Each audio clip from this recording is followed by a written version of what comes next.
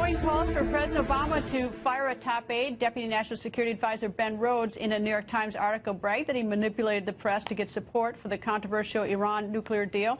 Rhodes boasting how he created an echo chamber to make the deal seem better. This deliberate sleight of hand flies in the face of President Obama's vow to be open and transparent. I'll make our government open and transparent. One of the things I want to do is open things up. I want transparency. I want accountability. The more transparency we can bring to Washington, the less likely it is that Washington will be run by lobbyists and special interests. Transparency and the rule of law will be the touchstones of this presidency. This is the most transparent administration in history, and I can document how that is the case. GOP Wyoming Senator John Barrasso helped write a letter to the president calling for Rhodes to be fired. Senator Barrasso is here to go on the record.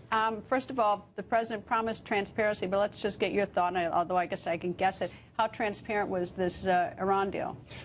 Not at all, and that's the big problem when you see the Deputy National Security Advisor, one, manipulating the process, and then two, bragging about it. Shows terrible judgment, but this is part of this arrogant behavior by this White House. Remember, Jonathan Gruber said they got the health care law passed over this because of the stupidity of the American people, and now he's saying it's the dumb press. So this is the arrogance of this administration.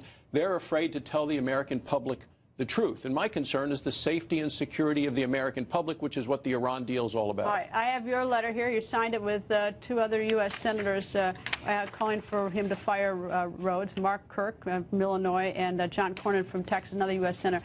How do you know this isn't just like, I mean, I've been around Washington long enough that a lot of staffers think they're a lot more important than they are, and they sometimes begin to think that they're the senator or the president. I mean, how do you know that this isn't just some sort of, goofy staffer running his mouth to the New York Times Magazine? Well, the president, who, as president, really was the least prepared in modern time to be the president in terms of foreign policy issues, has chosen to have advice from people who are least prepared to brief him, and that's what we have here. The president said with regard to the Iran deal, it's this or war. I mean, this is pure fiction. And I think we're much more likely to be in war with Iran with a nuclear weapon. They're going to be a lot stronger 15 years from now. They're going to have a nuclear weapon. There's going to be no time for others to prepare.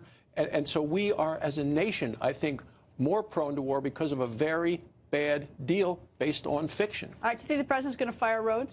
Oh, I doubt that he ever will, but I just think that the president is, again, using poor judgment to take advice for somebody who really doesn't have the background in foreign policy to be able to advise him at a time where the world is very dangerous. We now know that Iran's going to get $100 billion. I think they got most of that now. I mean, that's done, and they can spread around the Middle East and help Hezbollah and everybody else. All the bad players.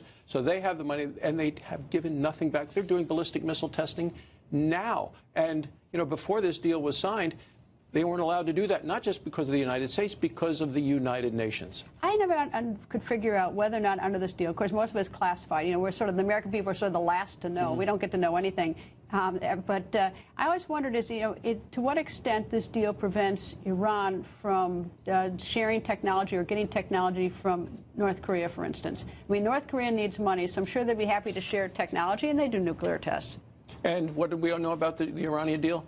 We're supposed to have inspections 24/7. Now it looks like it's 24 days. It's just not able to be verified. The president wanted this so bad that he got a bad deal. And what we hear from this article is that they manipulated the press and the senators who voted for it. I voted against it, but you have many Democrats who are on board with this because the president said they had to because of the fiction. It's this or war. So where do we end up? Well, we end up with the president continuing to take bad advice. Look, you know where we end up? Jimmy Carter said it best. He can't think of anywhere in the world that the United States is in a better relationship with a foreign country than we were when Barack Obama came into power. Barack Obama has been a failure in the area of foreign policy. We've seen it with the reset of Russia. We've seen it in Syria, where Assad is stronger now than ever in spite of the red line. We see it in Iran with a terrible deal that I think puts us more at risk. And our closest ally in the region, Israel, is more at risk because of the actions of President Obama. Senator, thank you very much for joining us. Thanks for having me.